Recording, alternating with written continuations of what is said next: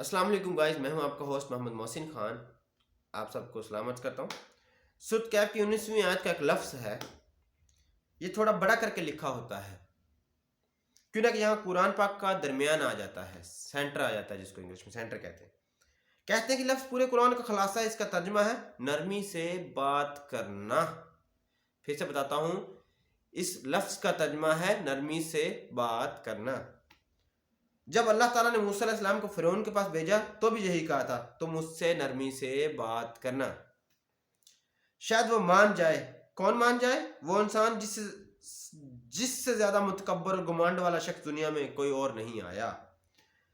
زندگی کتنی بدل جائے، ہم اس بات کو مان جائیں کہ نرمی سے بات کرنے کا مطلب بیوقوفی اور کمزوری نہیں بلکہ عاجزی اور اعلیٰ ظرفی ہے.